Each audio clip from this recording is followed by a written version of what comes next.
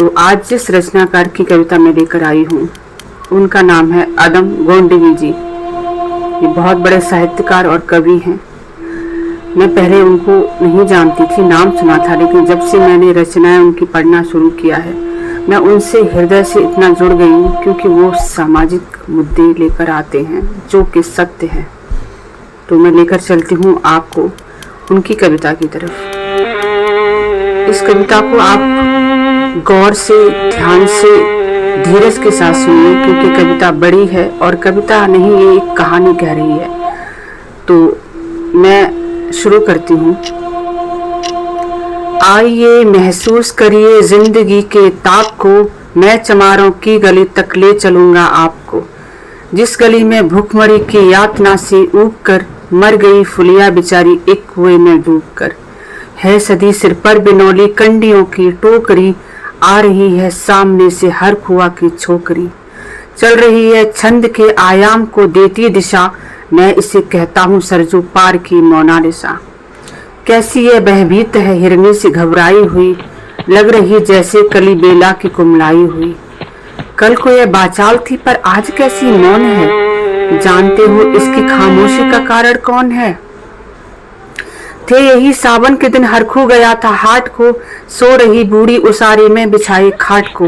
डूबती सूरज की किरणें खेलती थी रेत से, घास का गट्ठर लिए वह आ रही थी खेत से। आ रही थी वह चली खोई हुई जज्बात में, क्या पता उसको कि कोई भेड़िया है घात में। होनी से बेखबर कृष्णा बेखबर राहों में थी, मोड़ पर घूमी तो देखा अजनबी बाहों में थी। चीख निकली भी तो होठों में ही घुटकर रह गई, झटपटाई पहले फिर से ढीली पड़ी फिर ढह गई। दिन तो सरजू के कछारों में था कब का ढल गया, वासना की आग में कौमार उसका जल गया। और उस दिन ये हवेली हंस रही थी मौज में, होश में आई तो कृष्णा थी पिता की गोद में। जुड़ गई थी भीड़ जिसमें जोर था, सैलाब था, जो भी था अपनी सुनाने के लिए बेताब था। बरके मंगल ने कहा, काका तू कैसे मौन है, पूछ तो बेटी से आखिर वो दरिंदा कौन है।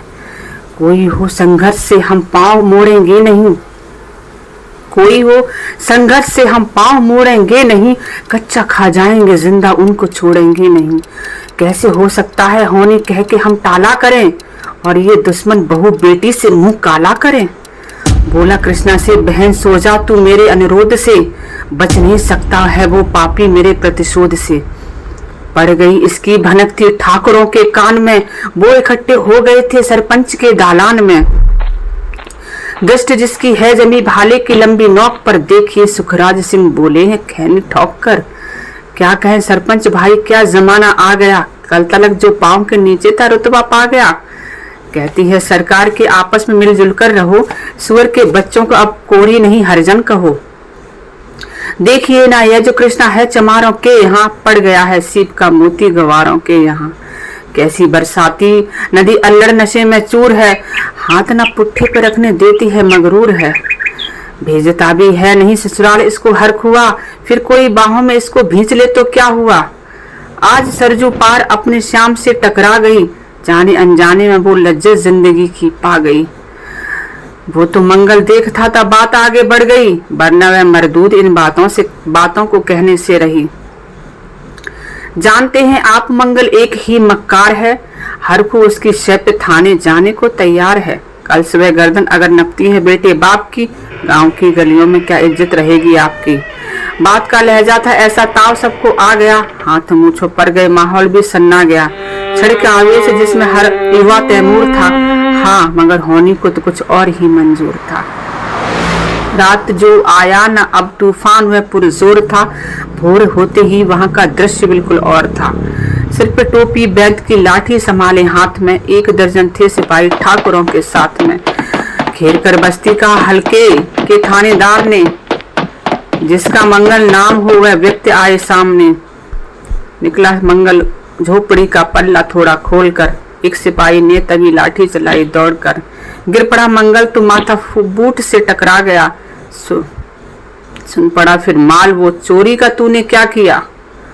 कैसी चोरी माल कैसा, उसने जैसे ही कहा एक लाठी फिर पड़ी, बस होश फिर जाता रहा। होश खोकर वह पड़ा था झोपड़ी के द्वार पर।